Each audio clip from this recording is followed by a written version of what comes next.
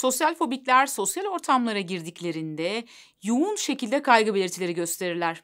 Bu belirtiler kalp çarpıntısı, titreme, kızarma, mide bağırsak bozulmaları gibi problemler olabilir. Ve bu belirtiler ne yazık ki kişinin yaşamını çok ciddi boyutlarda etkiler. Bir şekilde diğer insanların olduğu ortama girmek ya da kendilerini ifade etmek zorunda kalmak onlar için adeta cehennem gibidir. Dolayısıyla bu gibi durumlardan kaçınmak için bir süre sonra toplumdan izole olmaya ve yalnızlaşmaya başlarlar. Ve yapmak istedikleri pek çok şeyi yapamaz hale gelirler. Türkiye Psikiyatri Derneği'nin web sitesinden aldığım bilgiye göre yine Türkiye'de yapılmış, üniversite öğrencileri arasında yapılmış bir çalışmaya göre öğrencilerin %24'ü sosyal fobi yaşıyor. Yani düşünebiliyor musunuz? Her 4 öğrenciden birinde neredeyse sosyal fobi durumu var ya da yaşamlarının bir döneminde bununla baş etmek zorunda kalmışlar. Peki acaba bu sosyal fobiyle nasıl baş edebiliriz? Bundan kurtulabilir miyiz? Bunun için neler yapmak gerekir? Introdan sonra. Sosyal fobiyle baş ederken birinci adımımız. Her şeyden önce bir kere bunun çözülebilir bir sorun olduğunu unutmayın. Yani geçeceğine inanın. Bakın, sosyal fobi tedavi edilebilir bir sorundur. Bazen internette görüyorum, sanırım insanlar yıllarca bu sorunla baş etmek zorunda kaldıkları için umutlarını yitirmişler ve sosyal fobi geçmez, psikologlar, psikiyatristler bir işe yaramaz gibi yorumlar görebiliyorum. Bakın, eğer gerçekten tecrübeli, iyi, donanımlı bir psikiyatri hekimiyle ya da bununla beraber uzman klinik bir psikologla beraber çalışırsanız bu sorunu atlatabileceğinize inanın. Bazı kişiler şöyle diyebilir: o dediğiniz uzmanlara biz gittik, ilaç verdiler, gönderdiler, başka bir işe yaramıyorlar ya da ben işte terapi aldım, hiçbir işe yaramadı. Bakın, bunun pek çok sebebi olabilir. Bunun sizin durumunuzla ilgili sebepleri olabildiği gibi birlikte çalıştığınız uzmanla ilgili de sebepleri olabilir. Her meslekte olduğu gibi ne yazık ki bizim mesleğimizde de yeterli tecrübeye, donanıma, altyapıya sahip olmayan pek çok insan var. Ve eğer bu insanlardan biriyle çalıştıysanız bu durumda ilerleme kat edememiş olabilirsiniz. Ya da belki de dediğim gibi sizin durumunuzla ilgili başka bir takım faktörlerden kaynaklı bu durum oluşmuş olabilir. Ancak uzman seçerken lütfen ama lütfen çok dikkatli olun, çok ince eleyin. Çünkü ne yazık ki bizim ülkemizde psikoterapi ile ilgili doğru düzgün bir yasa bulunmadığı için bugün ne yazık ki psikiyatrist ya da psikolog olmayan çok sayıda insan ben terapi yapıyorum, bir günde panik atağı çözüyorum, bir günde sosyal fobiye son gibi çeşitli ifadelerle çok sayıda insanı kandırabiliyorlar. Geçenlerde kanalımdaki bir yorumda bile görmüştüm böyle bir durumu. Bir takipçimiz bir terapistle çalıştığını söyledi. Kim olduğunu sorduğumda terapistin, bana yazdığı ismi araştırdığımda bu kişinin terapist falan olmadığını, yani kendini terapist ilan etmiş ama artık neye dayanarak ettiyse kendisinin iktisat mezunu olduğunu ve lisans eğitimi iktisat mezunu olan bir kişinin ardından katıldığı bir takım eğitimler sonucu kendini bir terapist, bir şifacı ilan etmesi sonucu bu kişiyle çalışıyorlar ve siz de bu kişilere gittikten sonra ben gittim o uzmanlara bir işe yaramıyor dediğinizde aslında o gittiğiniz kişi uzman falan değil. Bunu bilin. Dolayısıyla lütfen ama lütfen birlikte çalışacağınız ruh sağlığı profesyonelini seçerken diplomasını araştırın. Hangi okuldan mezun? Hangi bölümden mezun? Bir kere mezun olduğu bölüm ya işte tıp fakültesinin ardından psikiyatri alanında uzmanlık yapmış olacak ya psikoloji bölümünden mezun olacak ve mezuniyetinin ardından klinik psikoloji alanında yüksek lisans yapıp alanla ilgili terapi eğitimleri almış olacak. Bakın, ya da psikolojik danışmanlık ve rehberlik mezunu olup da onun üzerine klinik psikoloji yüksek lisansı yapıp çok sayıda terapi eğitimlerini almış olması gerekiyor. Eğer bunların hiçbirisi yoksa kusura bakmayın, o çalıştığınız kişi bir ruh sağlığı profesyoneli değildir. O yüzden lütfen sağlığınızı üçkağıtçılara teslim etmeyin. Ruhsal sağlığınız çok önemli ve bununla ilgili birlikte çalışacağınız uzman seçiminde titiz davranmak sizin en doğal hakkınız. Tabii bunu yaparken sadece insanların diploması yetmiyor. Yani birlikte çalıştığınız insan işte psikiyatrist olabilir, gerçekten de işte klinik psikoloji alanında yüksek lisans yapmış bir psikolog ya da psikolojik danışman olabilir. Fakat ne yazık ki diploma yeterli değil tam donanımlı olabilmek için. Bunun yanı sıra bu kişinin kendi yeteneği, bunun yanı sıra almış olduğu diğer eğitimler, yani alet çantasının ne kadar dolu olduğu da çok çok önemli. Bu yüzden birlikte çalışacağınız uzmanın donanımını iyi değerlendirmenizi öneriyorum. Efendim, ikinci adımımız. Şimdi sosyal fobinizin altında yatan muhakkak bir takım inançlar ve düşünceler var. Bunlar var ki bunların doğrultusunda siz de bu duygulara kapılıyorsunuz. Çünkü 4D videosu ve diğer pek çok videomda da anlattığım gibi düşünceleriniz duygularınıza davranışlarınızı etkiler. Dolayısıyla eğer biz düşüncelerimiz üzerinde bir düzenleme yaparsak duygularımız ve davranışlarımız da bundan etkilenecektir. Örneğin diyelim ki bir sunum yapacaksınız.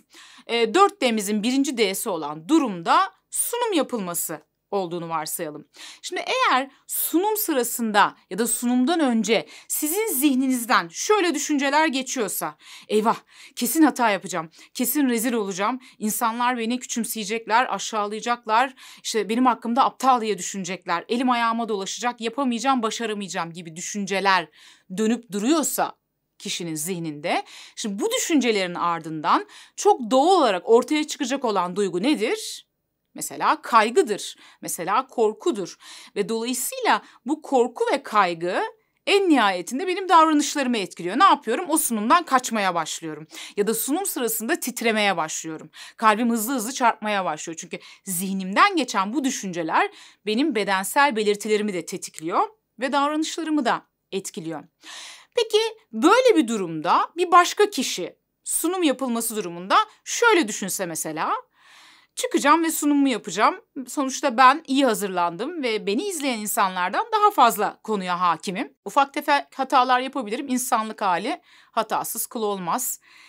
Zaten hata yaptım diye bu benim aptal olduğumu göstermez gibi daha farklı bir düşünce yapısına sahip bir kişi sunuma çıktığında ise çok doğal olarak onun hissedeceği duygu ise daha farklı bir duygu, daha sakin. Bu arada sunum yaparken, yani sunum yapma örneğini verdim ama aslında çoğu insan sunum yapmadan önce heyecan yaşar. Kimisi daha minik yaşar, kimisi daha yüksek seviyede yaşar. Yüksek seviyede yaşayan bir insana örnek aldığımızı varsayıyorum birinci örnekte. Şimdi ikinci örneğimde daha dingin, daha sakin düşüncelere, aslında daha gerçekçi düşüncelere sahip bir bireyin hissedeceği duygu daha sakin olacak ve dolayısıyla davranışı da sunumdan kaçmamak ve çıkıp sunumunu yapmak yönünde olacak. Bunu yaparken de en azından bir önceki kişi kadar çok yoğun biçimde kalbi çarpmayacak belki, çok yoğun biçimde kaygı belirtileri göstermeyecek.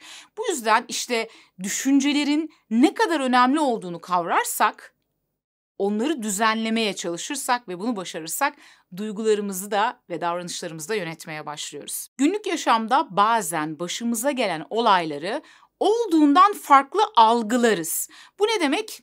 Bu bilişsel çarpıtma ya da başka bir ifadeyle düşünce hatası demek. İşte sosyal fobinin altında yatan unsurlardan biri de kişilerin çoğunlukla çeşitli düşünce hatalarına sahip olmasıdır. Sosyal fobiyi yaşamamızın en büyük sebeplerinden bir tanesi çeşitli düşünce hatalarına sahip olmaktır. Düşünce hatası ne demek? Düşünce hatalı olabilir mi? Evet, olabilir. Yaşamda bazen olanı olduğundan farklı algılarız. İşte bunu yaptığımızda düşünce hatasına düşeriz. Ve bunun olması için illa ruhsal bir bozukluğumuzun olması şart değil. Günlük yaşamda çoğu kişi düşünce hatalarını yaşar. Ancak bazen bu düşünce hatalarının sıklığı ve şiddeti çok artarsa işte o zaman ruhsal bir takım sıkıntılara yol açar. Düşünce hatalarına bir örnek vermek gerekirse, diyelim ki bir kişiyle aynı ortamda bulunuyorsunuz ve o kişinin sizden hoşlanmadığını düşünüyorsunuz. Kesin benden hoşlanmadı, beni beğenmiyor, hatta benden nefret ediyor diye düşünmeye başladınız. Oysa ki gerçekte öyle bir şey yok. İşte burada olan şey bir düşünce hatası ve bu düşünce hatasına düştüğünüzde çok doğal olarak bedensel belirtileriniz ve davranışlarınız ve duygularınız da bundan etkilenmeye başlıyor. Sosyal fobisi olan kişiler sosyal ortamlarda gerçekleşmesi olası tehditlerle ilgili biraz fazla abartılı tahminlerde bulunurlar ve çoğu zaman bu tahminlerle gerçekler birbirinden farklıdır. Şimdi sosyal fobide en sık rastlanan bazı düşünce hatalarından bahsedeceğim. Bu düşünce hatalarını lütfen dikkatlice dinleyin ve acaba siz sık sık hangi düşünce hatasına düşüyorsunuz fark etmeye çalışın. Çünkü sosyal fobide ikinci adımımız düşünce hatalarımızı analiz etmek olacak ve inançlarımızı analiz etmek olacak. Dolayısıyla analiz edebilmemiz için önce bu hatalar hangileri yakından görmemiz gerekiyor. Sosyal fobiklerin en sık gösterdiği düşünce hataları neler? Gelin birlikte inceleyelim. Sosyal fobiklerin en sık içine düştükleri düşünce hatalarından bir tanesi zihin okumadır. Diğer insanların düşüncelerini tahmin ederler ve bunlar genellikle negatif tahminlerdir. Yani negatif bir çıkarsamada bulunurlar ve bu sanki gerçeklikmiş gibi algılarlar. Mesela sıkıcı olduğumu düşünüyorlar. Benden nefret ediyorlar. Kesin beni beğenmediler. Benim beceriksiz olduğumu düşünüyorlar gibi. Efendim bir diğer düşünce hatası felaketleştirme ve falcılık. Bunların ikisi birbirine çok benzeyen düşünce hatalarıdır. Nedir falcılık ve felaketleştirme? Falcılık daha bir şey olmadan olmuşçasına ve sanki bunun sonucu negatif olmuşçasına çeşitli gelecekle ilgili negatif çıkarsamalarda bulunma. Felaketleştirme ise gelecekte olması olası olayların ihtimalini abartma, negatif yönde abartma ve sanki çok böyle felaket, çok korkunç şeyler yaşayacakmış gibi düşünme ve bunu bir gerçeklikmiş gibi algılama. Mesela şimdi sahneye çıkacağım ve kesin elim ayağım birbirine dolaşacak, kesin bir hata yapacağım. Herkes benim hakkımda ne kadar yeteneksiz diye düşünecek. İçten içe benimle dalga geçecekler, bana gülecekler. Kendimi çok kötü bir duruma düşüreceğim. Kesin arkamdan ne ezik diye konuşacaklar gibi gelecekle ilgili negatif bir takım beklentiler içerisine, daha doğrusu düşünceler içerisine girerler. Gelecekle ilgili negatif bir takım tahminlerde bulunurlar ve bu tahminler gerçeklikmiş gibi algıladıkları için ne yazık ki yine bedensel belirtiler buna eşlik etmeye başlar. Efendim bir diğer düşünce hatamız meli malı hatası. Hayata dair, kendimize dair, diğer insanlara dair bir takım hatalı inançlarımız vardır. Mesela herkes beni sevmeli. Asla hata yapmamalıyım. Herkesin beni sevebilmesi için mükemmel olmalıyım. Asla kaygılı gözükmemeliyim çünkü bu hiç hoş bir şey değil. Bakın bu meliler, malılar, yaşama dair, kendimize dair, diğer insanlara dair bu katı inançlar ne yazık ki çoğu zaman bizi sıkıntıya sokar ve çoğu zaman gerçekçi de değillerdir. Sosyal fobiklerin en sık içine düştüğü düşünce hatalarından bazılarını gördük. Kişi herhangi bir olay yaşadığında ya da yaşamadan önce otomatik olarak bu düşünceler kişinin zihnine hücum eder. Tabii bunlar sadece düşünce olarak gelmez. Bazen de görüntü olarak zihninize gelebilir. Diyelim ki sınıfta söz alacaksınız, parmak kaldırmak istiyorsunuz.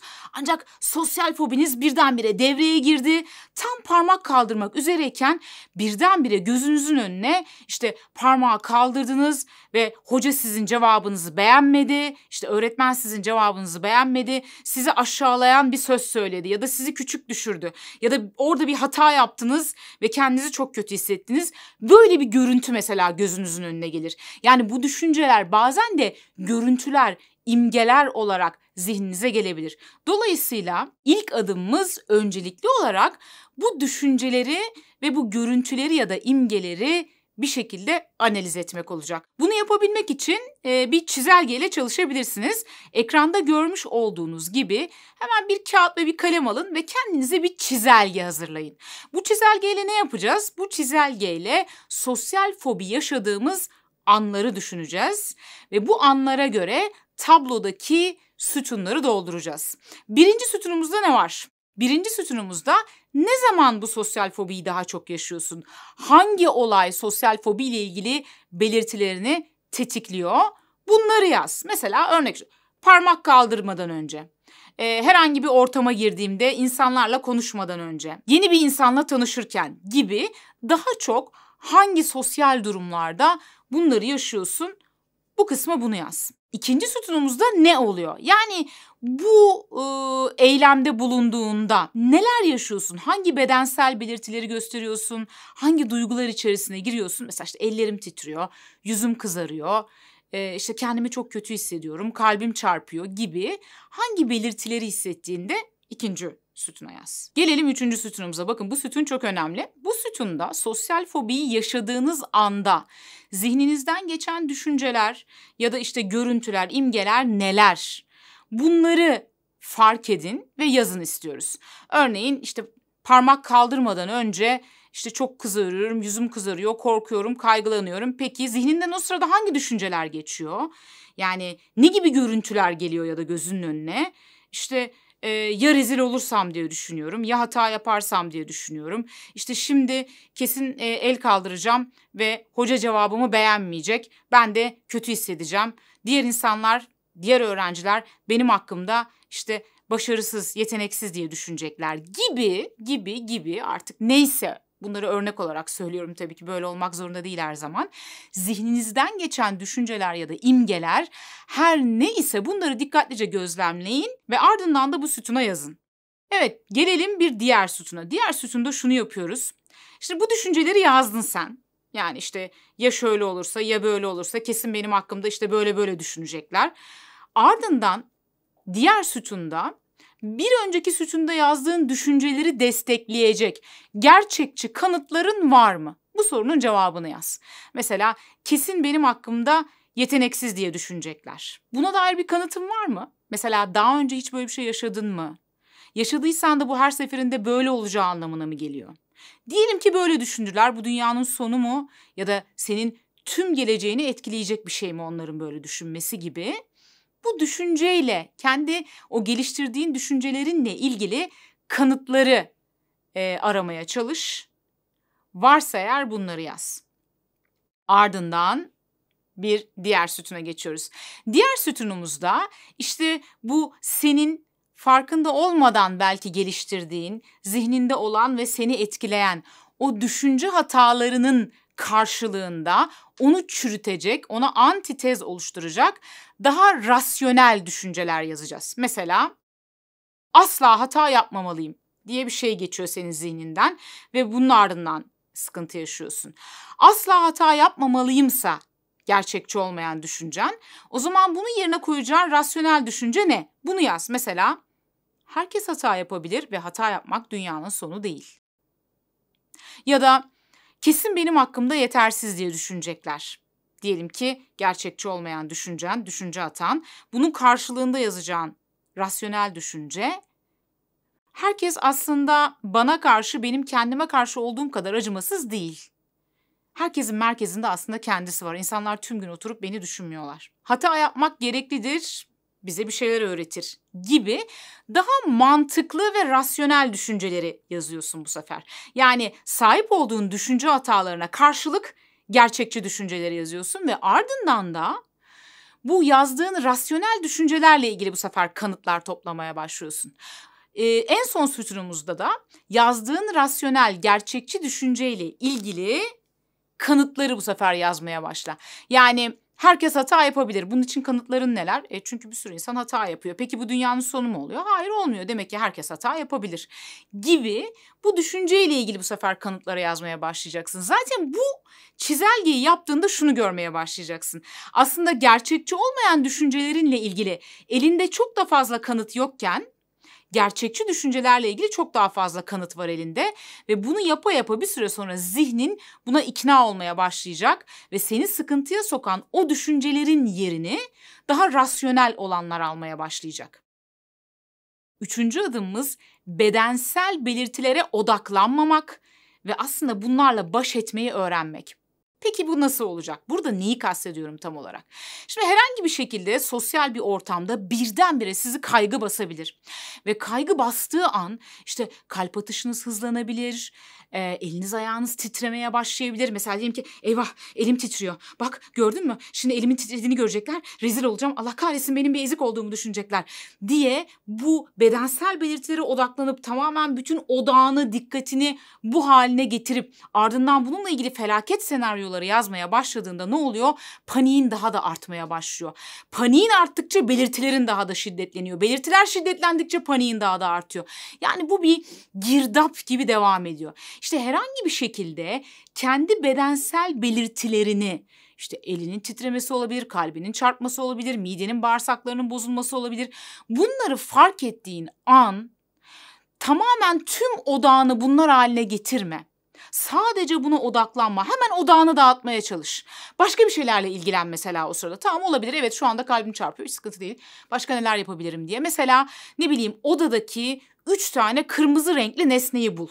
Bunun gibi dikkatini dağıtacak bir takım minik zihinsel egzersizler yapabilirsin. Zaten dikkatini, odağını kendi bedensel belirtilerinden çıkarmaya başladığın an kalp atışın da normale dönecek, kendine de daha iyi hissetmeye başlayacaksın ve kaygı belirtilerin azalmaya başlayacak. Bunu şunun gibi düşün. Şimdi diyelim ki şu elim senin bedensel belirtilerin. Titremek, yüzünün kızarması, kalbinin çarpması, mide bağırsak bozulması neyse. Sen bir şekilde bütün odağını bu haline getirdiğinde şunu yapıyorsun. O kadar yakınlaşıyorsun ki buna, artık bununla bir bütün oluyorsun ve çevredeki gerçekliği görmemeye başlıyorsun. Halbuki bunu birazcık şöyle kendinden uzaklaştırsan, mesela odadaki başka şeyleri de görmeye başlayacaksın ve onlara odaklanmaya başladığında bu önemini yitirmeye başlayacak. Ve bu kaygı anlarında dikkatini dağıtabilmeni sağlayacak 20 tane topraklama tekniğini anlattığım bir videom var. Bu videoyu açıklama kısmına ekliyorum. Bu videodan sonra onu izleyebilirsin. Bedensel belirtilerle baş etmenin bir diğer yolu da bu belirtilerle aramıza bir mesafe koymaktır. Yani az önce yaptığım şey, şunu gözümün önünden alıp şuraya koymak ve bunu sakince dışarıdan izleyebilme yeteneğidir. Ki bunun detaylarını anlattığım videolarıma yine açıklama kısmına ulaşabilirsin. Nehirde yüzen yapraklar egzersizi bununla ilgili çok güzel bir egzersizdir. Yine açıklama kısmına bunun da linkini ekleyeceğim. 4. adımımız anlık gevşeme tekniklerini öğrenmek. Kaygı yaşadığınız an çok doğal olarak beyniniz yaşamsal bir tehdit var zannettiği için bununla ilgili sistemleri devreye sokar, sempatik sinir sistemi devreye girer, kalbiniz daha hızlı çarpmaya başlar, kaslarınız gerilir. Bu gerilme bir süre sonra ellerinizin, ayaklarınızın titremesine yol açabilir. İşte o kalbin daha hızlı çarpması sizde çarpıntı hissine yol açabilir.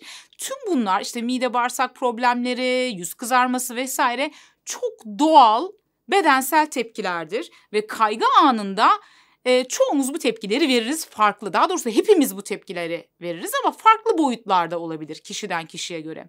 Dolayısıyla öncelikli olarak bu tepkilerin doğal olduğunu kabul et. Ardından bu tepkileri dakikalar içerisinde sakinleştirebilmeni sağlayacak teknikleri öğren.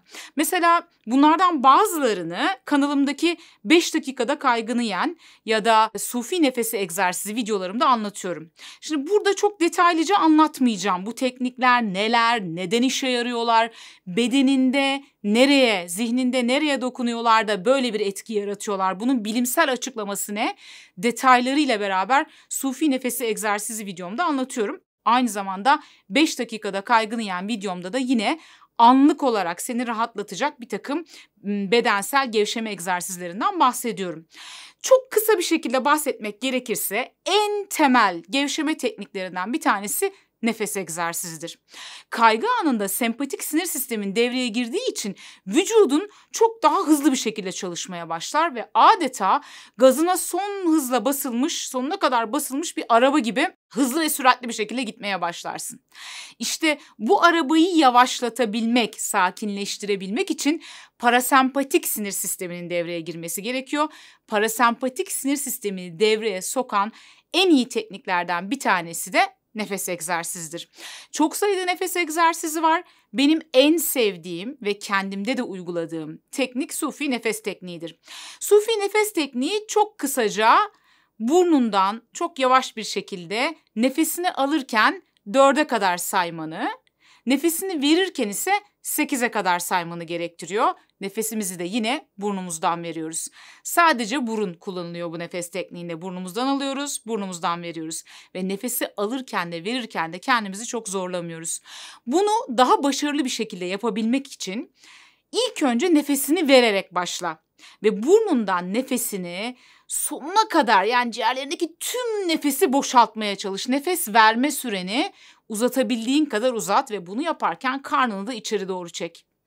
Ve yine burnundan çok çok yavaş bir biçimde 4'e kadar sayarak nefesini al ve bekletmeden yine burnundan bu sefer 8'e kadar sayarak nefesini ver. 4'e 8 tekniği de diyebiliriz.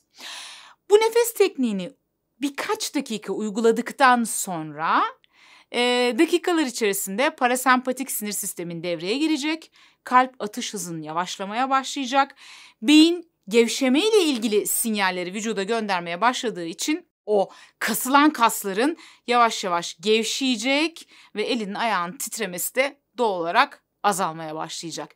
İşte bu nefes tekniğini, yani Sufi nefes tekniğini ve diğer videolarımda anlattığım bedensel teknikleri düzenli şekilde uygularsan eğer bir süre sonra ne oluyor biliyor musun? Bir süre sonra artık eskisi kadar çabuk o sempatik sinir sistemin devreye girmiyor. Yani onu biraz yavaşlatmış oluyorsun ve aynı şekilde parasempatik sinir sisteminin, yani seni gevşeten sinir sisteminin devreye girmesini ise hızlandırmış oluyorsun. Yani bir süre sonra artık kendini sakinleştirmen çok daha kısa sürmeye başlıyor. Ama bunun olabilmesi için bu nefes egzersizini her gün düzenli olarak en az 10-15 dakika uygulaman gerekiyor. Çok basit bir şey. Kendine vakit ayır. Her gün 10-15 dakika Sufi nefes tekniğini uygula ve zaman içerisinde bedeninin ve zihninin nasıl değişmeye başladığını gözlemle. Bu nefes tekniği o kadar etkilidir ki ve etkinliği bilimsel çalışmalarla da onaylanmıştır. Şimdi bu bilimsel çalışmalar neler? Diğer detaylara girmiyorum. Dediğim gibi açıklama kısmına eklediğim Sufi nefes egzersizi videoma tıklayarak detaylı bir biçimde neden bu teknik işe yarıyor öğrenebilirsin. Sosyal fobiyle baş ederken üzerinde çalışmamız gereken bir diğer konu da şemalarımızdır. Şemalar çocukluktan itibaren geliştirdiğimiz, kendimiz, diğerleri ve dış dünya ile ilgili katılaşmış, kökleşmiş inançlarımızdır ve bizim hayatı algıladığımız pencerelerimizdir. Örneğin çocukluğunuzdan itibaren eğer içinizde yetersizlikle ilgili bir şemanız varsa ya da değersizlik, kusurluluk şemalarınız varsa bu durumda sosyal ortamlarda sosyal fobi belirtileri göstermeniz olasıdır. Tabii ki bu şemaları fark edebilmek ve bunlarla çalışabilmek uzman bir şema terapistiyle çok daha kolay yapılır.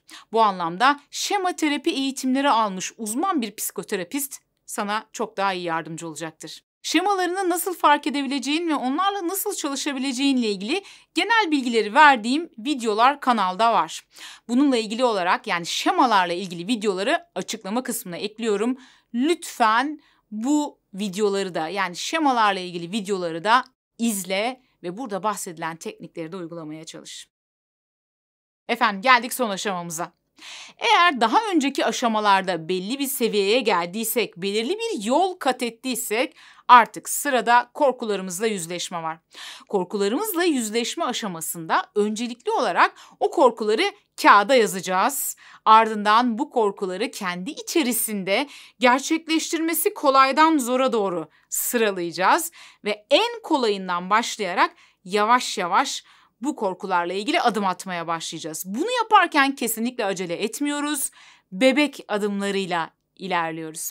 Şimdi diyelim ki kolaydan zora doğru sıraladınız ve en kolay hedeflerinizden bir tanesi yabancı insanların, yani tanımadığınız insanların olduğu ortamda konuşmak. Diyelim ki birinci hedefimiz bu. Bu hedefi de kendi içerisinde aşamalara bölebilirsiniz. İstediğiniz kadar kendinizi nasıl rahat hissediyorsanız. Mesela İşte çoğunluğunu arkadaşlarımın oluşturduğu ama bir tane yabancının olduğu bir ortamda konuşmak. Mesela ilk aşamamız bu olsun. İkinci aşama yine çoğunluğunu yabancıların oluşturduğu ama tanımadığım 2 kişinin olduğu ortamda konuşmak. 3 kişinin, 5 kişinin derken adım adım kolaydan zora doğru istediğiniz kadar aşamalara bölebilirsiniz buradaki hedeflerinizi de. Son olarak tabii ki tüm bu anlatılanlar aslında bir bütünlük içerdiğinde daha etkili oluyor. Bedensel teknikler ve zihinsel teknikler bir arada kullanıldığında, hatta bazen bazı durumlarda eğer psikiyatri hekimi uygun gördüyse size yazdığı ilaçla beraber tüm bunlar birlikte kullanıldığında belki de çok daha etkili bir sonuç elde edeceksiniz. Videoda bahsettiğim diğer videolarımın, referans olarak verdiğim diğer videolarımın linklerini açıklama kısmına ekledim. Onları da izlemeni öneririm bu videodan sonra. Efendim, kişisel gelişim ve psikoloji eğer ilgi alanınıza giriyorsa her hafta 2 tane yeni video yüklediğimiz kanalımıza abone olmayı ve bildirim zillerini açmayı unutmayın lütfen. Kanalımızın daha geniş kitlelere yayılmasına yardımcı olmak isterseniz videoyu beğenmeyi ve alta yorum yazmayı da ihmal etmeyin.